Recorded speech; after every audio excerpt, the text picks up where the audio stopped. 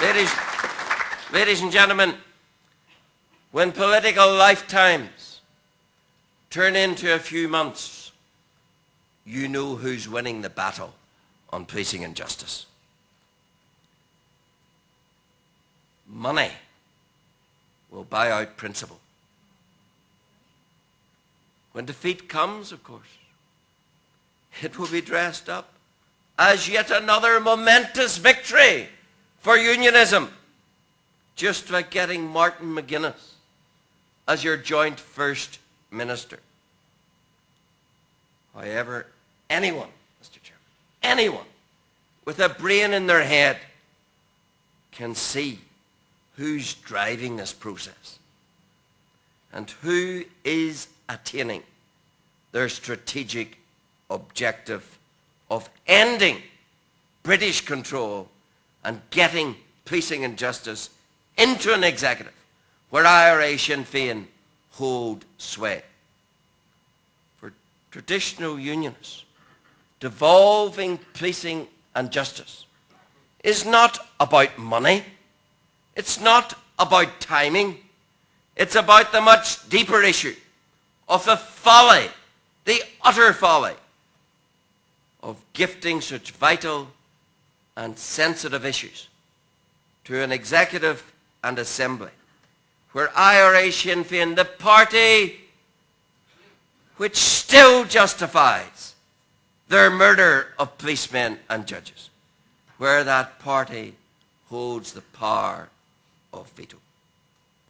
Ending British control of policing and justice has long been a strategic demand of the Republican movement. They set it out very plainly in their 2005 manifesto. I want you to listen carefully to the words that they wrote in that manifesto. They said this: our strategy. That's where they want to get to. Our strategy is for a new all-Ireland policing and justice system.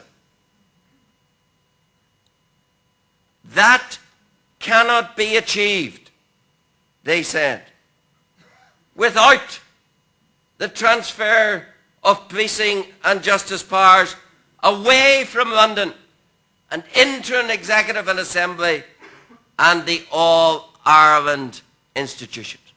So the objective is clear. Build an all-Ireland policing and justice arrangement. And the means is clear.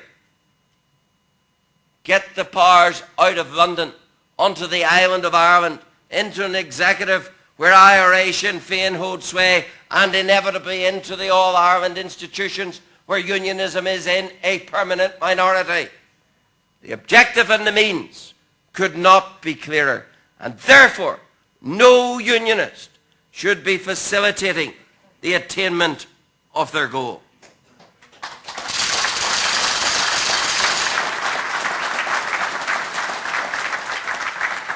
On the issue of finance, it would be utter folly to accept an IOU from Gordon Brown. He'll be long gone when the bills have to be paid. Instead, we will see frontline services starved of funds to pay for what will have to be the prioritised costs of policing and justice, especially as Republican terrorism increases. And even on straightforward financial control, on the experience of the last 3 years, who would have any confidence in this miserable, failed executive even being able to handle the financing of policing and justice? And what happens, Mr. Chairman, when the upsurge in Republican terrorism gathers momentum? When new legislation is needed or more money required to crush IRA terror, then the Sinn Féin veto on every cross-cutting issue from that Department of Justice will really come into its own.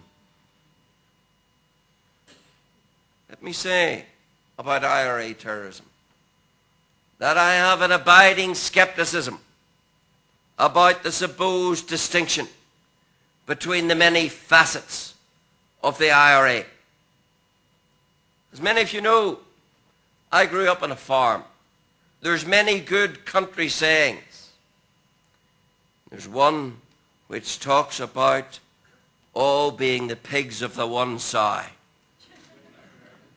So there's no real, so is there, I ask you, is there a real distinction between the various manifestations of the IRA? Or is there a continuity of purpose and objective that binds them all as one? Remembering that throughout the Provo campaign, there are many documented instances of the convenient use of flags of convenience and deniable operations whenever that suited the Provo strategy. Even that pathetic bunch, the IMC, now admit that it's open transfer season between every team in the IRA. They've had to admit it, and it's going on day and daily. And IRA terrorism and the threat that it presents, sadly, is still with us.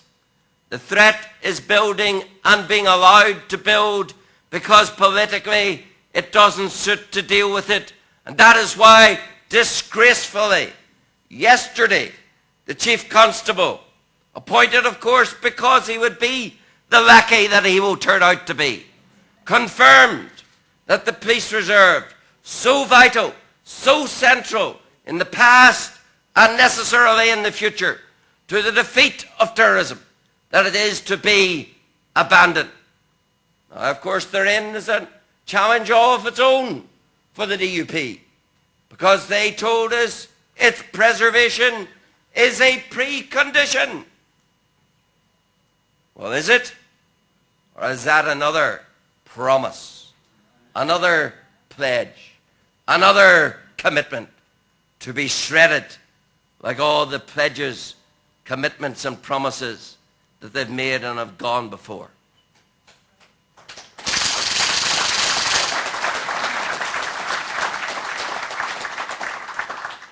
Ladies and gentlemen, but for the existence of this party, and it's something every one of you can take immense pride in, but for your presence, but for your efforts, policing and justice would already have been devolved.